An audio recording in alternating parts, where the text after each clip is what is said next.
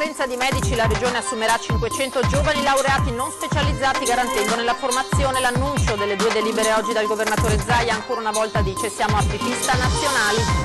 Maltrattamenti e umiliazioni continue agli anziani. La polizia denuncia a Rovigo 9 operatori sociosanitari che lavoravano in una struttura.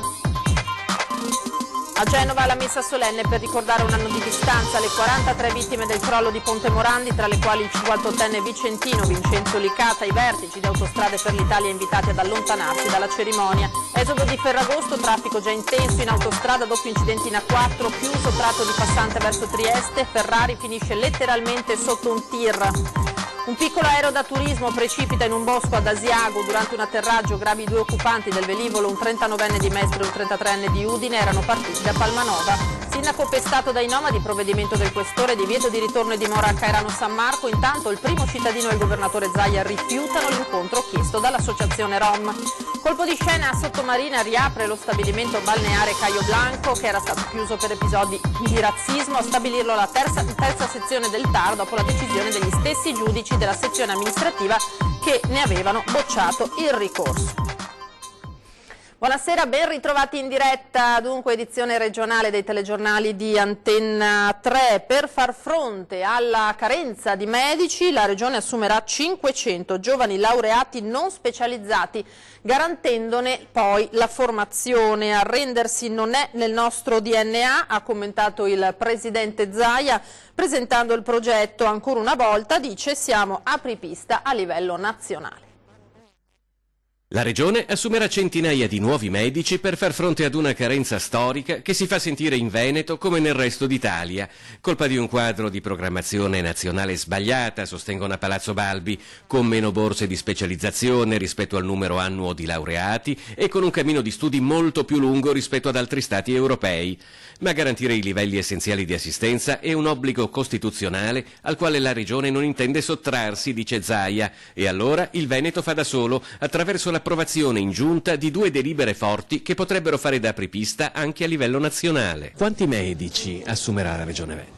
Sono 500 medici, 320 sono per il pronto soccorso, 180 per la medicina generale, quindi sono dedicati a medicina generale e geriatria, saranno neolaureati che avranno avuto ovviamente l'abilitazione e quindi un bando che prevede una fase di formazione, 92 ore di formazione teorica presso la nostra scuola di sanità e poi 2 mesi di tirocinio in corsia per un 38 ore alla settimana.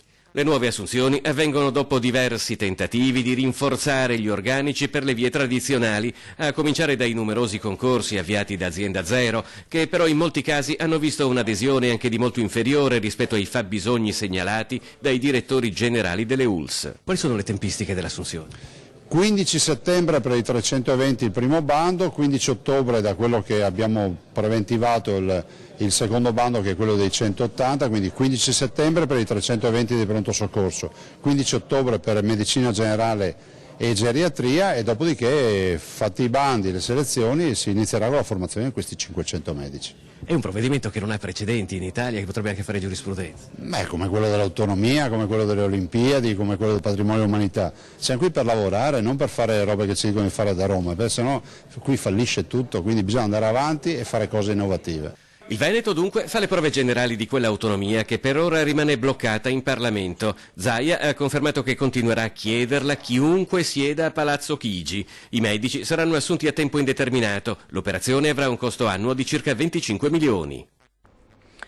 Ora a Rovigo la Polizia di Stato ha denunciato 9 operatori sociosanitari che lavoravano in una struttura per anziani. Le indagini hanno fatto emergere continui maltrattamenti e umiliazioni nei confronti degli ospiti. Quella scoperta dalla squadra mobile della Questura di Rovigo è una storia di soprusi, di violenze e di sopraffazioni subite da degli anziani in una struttura che avrebbe in realtà dovuto proteggerli. Non c'è niente di nuovo rispetto ad altre storie simili, però un elemento c'è, che sono stati gli stessi operatori all'interno di quella struttura a chiamare la polizia e a dire guardate che qui c'è qualcosa che non va, fermateli. Le immagini di quanto avveniva in questa casa di riposo di Rovigo, una struttura convenzionata con il pubblico, rivolta ad anziani non autosufficienti, vanno ad aggiungersi alla triste lista di soprusi e violenze nei confronti della terza età più debole. Non manca l'inserviente che mette lo spazzolone in faccia ad un ospite, si vedono gli schiaffi, la rudezza degli interventi degli operatori sociosanitari che, ripresi a voce da una paziente, le lanciano addosso un lenzuolo sporco. Poi tutta una serie di umiliazioni, di minacce, di "ti butto fuori dalla finestra", confermato dalle intercettazioni ambientali. Sono 9 gli indagati, quindi lei può immaginare quanti comportamenti diversificati abbiamo visto e ripreso. Per lo più si tratta comunque del genus violenze, all'interno del quale troviamo appunto la percossa, l'offesa, l'ingiuria, atti denigratori comunque della dignità della persona. Soprattutto non dimentichiamo di persone che già di per sé si trovano in uno status di minorata difesa, sia perché si tratta di soggetti non autosufficienti, sia perché si tratta di soggetti anziani. Poi, per fortuna, una delle operatrici della struttura non accetta il clima violento e va dalla polizia, segno che qualche anticorpo all'interno della struttura c'era. Storie di questo tipo se ne sentono veramente tante, in questo caso c'è stato questo input che è venuto direttamente dall'interno, da un'operatrice appunto, che ha denunciato alle forze dell'ordine questa situazione di maltrattamenti ai quali aveva assistito. Per le 9 persone, tutte di Rovigo, denunciate, il GIP ha deciso di non far scattare l'arresto, ma ha disposto la misura interdittiva di divieto di lavoro non solo in quella struttura IRAS, ma in qualsiasi struttura sanitaria, sociale o assistenziale in tutto il territorio nazionale. Si tratta di 8 donne e di un uomo. E sull'episodio della casa di riposo di Rovigo il governatore Zaia ha parlato di tolleranza zero nei confronti di chi si macchia di questi crimini. Anche l'assessore Manuela Lanzarin promette di fare tutti i passi necessari. Ho già investito la mia struttura e l'USL Polesana di verificare, di accertare, di darmi la documentazione rispetto appunto a questa notizia. Credo che la polizia giudiziaria, la parte appunto giudiziaria deve fare il suo corso, chi ha commesso dei reati di questo tipo deve essere punito e allontanato, dopodiché adotteremo tutte le misure necessarie una volta appunto che avremo cognizione di tutta la situazione. Questa mattina a Genova la messa solenne per ricordare a un anno esatto di distanza le 43 vittime del crollo di Ponte Morandi, tra le quali il 58enne vicentino Vincenzo Licata. I vertici di Autostrade per l'Italia, controllati dal gruppo Benetton, sono stati invitati ad allontanarsi dalla cerimonia prima del suo inizio per volontà dei familiari delle vittime. Oddio! Oddio! Oddio! Oddio! Oddio santo! Era iniziato così l'orrore di Genova.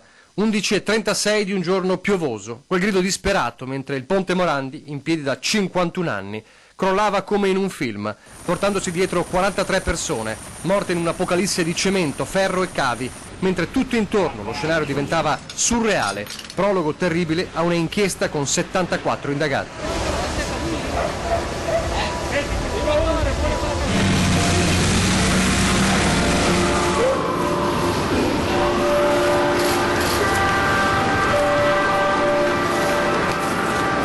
Le sirene e i rumori di quel giorno sono stati scelti oggi per riempire simbolicamente il minuto di silenzio prima della messa che stamane a Genova ha visto le massime cariche dello Stato e i familiari delle vittime insieme, per non dimenticare.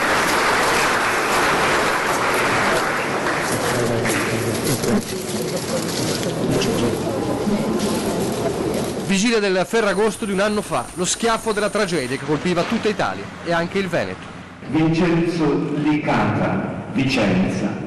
Lo colpiva con il dramma dell'autotrasportatore 58enne Vincenzo Licata che abitava a Vicenza con la moglie e i 2 figli e che quel giorno stava effettuando uno degli ultimi viaggi con il camion prima di andare in ferie. Lo colpiva con l'impegno dei Vigili del Fuoco veneti, in particolare una squadra partita dal Trevigiano di specialisti nei soccorsi sotto le macerie. E lo colpiva con le polemiche ancora aperte sui vertici di Autostrade per l'Italia, controllati dalla holding Atlantia dei Benetton. Avremo sempre Genova nel cuore, ha scritto il CDA in una lettera aperta alla città e ai familiari delle vittime a un anno dal dramma, ribadendo il cordoglio e la compassione per quanto accaduto. Non è bastato evitare che le stesse famiglie chiedessero e ottenessero stamane che i vertici e i manager di Autostrade arrivati alla messa lasciassero l'area delle celebrazioni prima dell'inizio.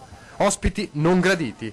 Mentre il vice premier Di Maio poco dopo ribadiva la necessità di revocare la concessione alla famiglia di Ponzano, che proprio nell'annus horribilis 2018, pochi mesi dopo Genova, perse Gilberto Benetton, provato, si disse, anche dalla tragedia del Ponte Morandi.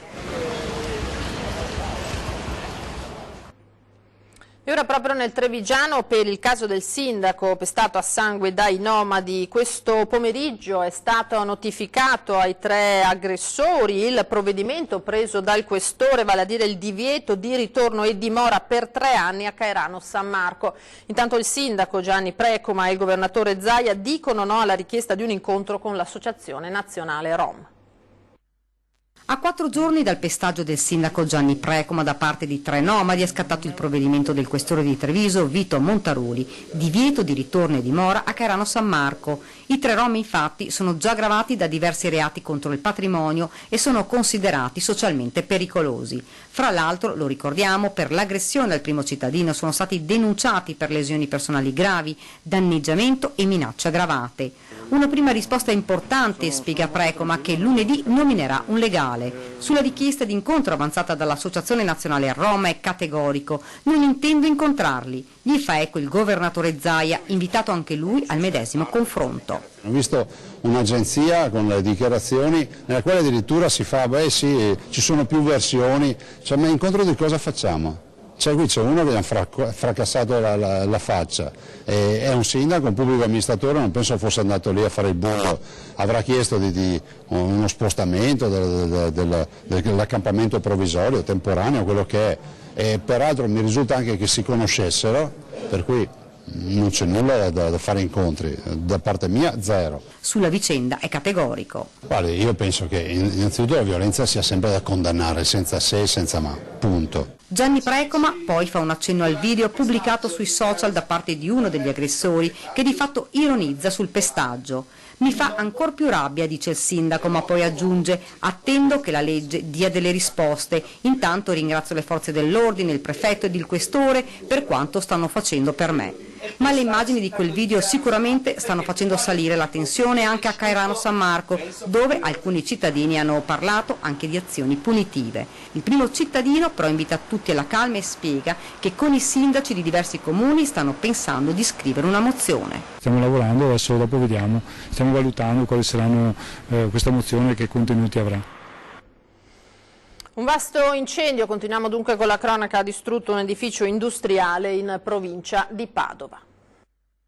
Nel pomeriggio si è sviluppato un vasto incendio in un capannone adibito a carpenteria metallica a Ponso, nella Bassa Padovana, dove dopo le 14:30 sono dovuti intervenire i vigili del fuoco da Padova, Abano ed Este, con 2 autopompe e 3 autobotti per cercare di circoscrivere il rogo che ha causato un'alta colonna di fumo nero. L'intera struttura industriale è stata in breve completamente distrutta, ma le fiamme non hanno interessato i numerosi edifici vicini. Per il momento sono ancora ignote le cause dell'incendio.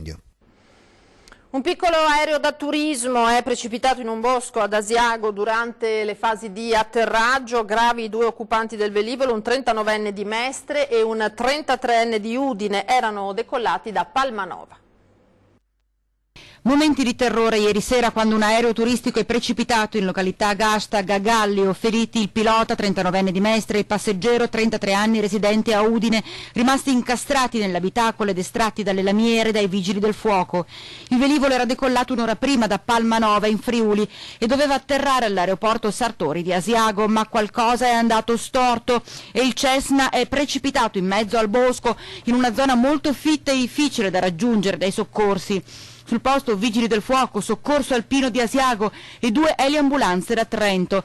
Dei 2 feriti il più grave è il passeggero friulano che è stato condotto al San Bortolo di Vicenza nel reparto di rianimazione, mentre il pilota mestrino ha riportato una serie di fratture ed è stato trasportato all'ospedale di Bassano. Per entrambi i medici non hanno ancora sciolto la prognosi. Sotto sequestro l'aereo, che nel frattempo è stato messo in sicurezza dai vigili del fuoco che hanno svuotato il serbatoio per evitare incidenti. Non ce l'ha fatta Roberto Perongin, medico legale padovano di 55 anni che era stato ricoverato in rianimazione in prognosi riservata dopo lo schianto tra la sua moto, un Harley Davidson e un furgone, ieri pomeriggio in Corso Australia all'altezza delle uscite 3 e 4 in direzione di Padova Sud. Il motociclista, le cui condizioni erano apparse subito gravissime, è deceduto oggi all'ospedale. Ci fermiamo ora per qualche istante, tra poco ritorneremo con altre notizie, in particolare sul traffico.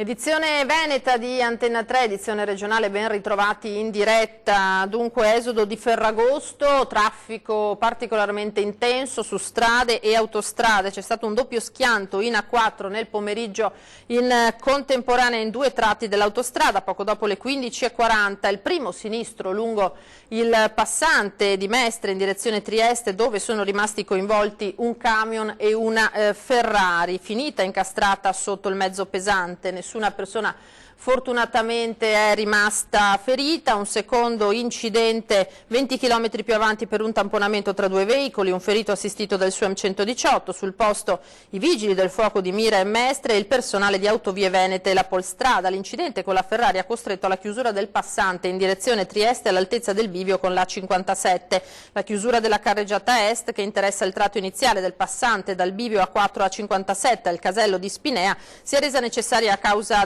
dell'intraversamento del mezzo pesante che ha terminato la sua corsa nello spazio tra le 2 carreggiate del passante, provocando danni alla securvia centrale. Per lo stesso motivo è chiusa anche la corsia di sorpasso in carreggiata ovest direzione Milano, quindi attenzione. E esodo di Ferragosto con lunghissime e interminabili code verso le località di montagna, traffico rallentato per quasi tutta la giornata nella bretella dell'A27, sulla 51 di Alemagna e sulla 203 a Gordina. Le prime code si sono formate di buon mattino e sono proseguite per quasi tutta la giornata. Circolazione a passo d'uomo, se non praticamente paralizzata, verso le località turistiche della montagna bellunese alla vigilia di Ferragosto. Dove siete diretti? Siamo diretti in Austria e successivamente nella Repubblica Ceca, per cui dobbiamo passare per forza da Cortina, ma vista la coda abbiamo deciso di fare una sosta a pranzo. Noi andiamo in Val Zoldana. E facciamo il giro da Cibiana perché vogliamo andare a vedere i murales durante il viaggio, insomma, ecco. Tra chi parte per le vacanze in direzione sud si viaggia per tornare a casa. Dove siete stati? Siamo stati su a Cortina. Vi è piaciuto? Assolutamente sì, ci andiamo tutti gli anni, quindi ho fatto qualche giorno e niente, adesso stiamo tornando, per fortuna non c'è tanto traffico, almeno a tornare. A venire su mi sa di sì. È la prima volta che veniamo. Da dove venite? A nord di Milano. Come ha trovato le Dolomiti, Cortina in particolare? Bella. Ci siamo dedicati al riposo, alle camminate, a goderci l'aria fresca, insomma. E comunque Cortina è cambiata, questa zona è cambiata. Di dove siete? Di Caserta. E siete venuti appositamente in montagna? Sì, ci veniamo spesso perché quando fa caldo è l'unico posto dove si respira un po'. Però devo segnalare una cosa. Scendendo da Passo Fetaia verso qui si vede subito la differenza tra Trentino e Veneto, immediatamente le strade fanno pena con le buche, l'asfalto veramente messo male, invece dall'altra parte è tutto bello. E chissà che gli interventi sulla viabilità per i mondiali 2021 e le Olimpiadi 2026 contribuiscano a cambiare le cose. Serve invece urgentemente una soluzione per la 203 a Gordina, da Agordo e Cencenighe. Lì le code sono diventate una costante già dall'inizio dell'estate, con serpentoni d'auto ferme anche per 10 km. Dalla montagna al mare, col colpo di scena sottomarina, riapre lo stabilimento balneare Caio Blanco, che era stato chiuso per episodi di razzismo. Lo ha stabilito la terza sezione del TAR del Veneto dopo la decisione dei giudici della sezione amministrativa che ne avevano bocciato il ricorso. Colpo di scena, riapre il lido balneare Caio Blanco. Dopo che i giudici del Tribunale amministrativo del Veneto avevano bocciato questa mattina il ricorso presentato dai legali dello stabilimento di Sottomarina, a seguito della sospensione adottata dal questore di Venezia Maurizio Masciopinto di 15 giorni, dopo l'escalation di violenza ed aggressione, culminate poi con il divieto d'ingresso ad un ragazzo etiope ma italiano a tutti gli effetti, arriva la revoca del decreto di rigetto dalla terza sezione dello stesso TAR del Veneto, che fa riaprire i battenti al lido. Le motivazioni, così scrivono i giudici, sono dettate dalla irreparabilità dei costi contrattuali sostenuti e dai correlati mancati incassi per eventi già programmati fino al 22 agosto prossimo, non recuperabili visto che l'udienza in tribunale è fissata per l'11 settembre e dunque nella fase conclusiva della stagione balneare con enormi perdite. Inoltre il provvedimento, scrivono ancora i magistrati del TAR, hanno già avuto esecuzione per circa la metà della sua durata e che la recente sospensione del contratto con la vecchia agenzia di vigilanza ridimensiona a questo punto la risonanza pubblica degli episodi contestati ai gestori del lido. Grande soddisfazione da parte dei titolari dello stabilimento che dopo l'amarezza del primo rigetto adesso fanno festa. E quindi praticamente che cosa succederà ora? Che voi stasera sarete... Siamo operativi e manteniamo quello che avevamo in programmazione. Se ci saranno degli errori che poi verificherà più avanti la giustizia nei confronti di questi buttafuori che hanno agito autonomamente, quello è una cosa di cui io non voglio mettere bocca perché non c'ero, non ho visto e quindi è una questione tra la ragazza e queste persone. Tu comunque confermi che la vigilanza sono stati cacciati, ora c'è... Assolutamente, io questa sera ho una nuova agenzia qua che lavora. È tutto per questa sera, io vi ringrazio per l'attenzione e come sempre vi lascio alle previsioni del tempo per domani. Buon Ferragosto a tutti, arrivederci.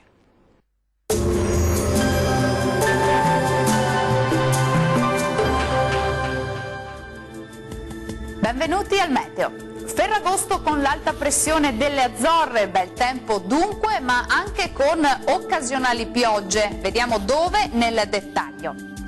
Sul Veneto la giornata festiva sarà all'insegna di un ampio soleggiamento, come vediamo. Più nubi tuttavia sui monti bellunesi, anche con qualche precipitazione associata durante le ore pomeridiane. Le temperature si manterranno sostanzialmente stazionarie, le minime saranno comprese tra 15 e 20 gradi, le massime oscilleranno invece tra i 26 e i 29 gradi. Prevalenza di sole anche sul Friuli Venezia Giulia, il cielo risulterà tuttavia maggiormente coperto dal pomeriggio e non si escludono dei piovaschi sulle aree alpine. Temperature minime tra 17 e 20 gradi, massime comprese invece tra 25 e 26 gradi. Raggiungiamo infine il Trentino Alto Adige, dove avremo inizialmente bel tempo, col passare delle ore il cielo tenderà a coprirsi con qualche occasionale temporale. Temperature minime tra 16 e 17 gradi, massime tra 26 e 28 gradi. Dal meteo per ora è tutto, buon proseguimento in compagnia di Antenna 3.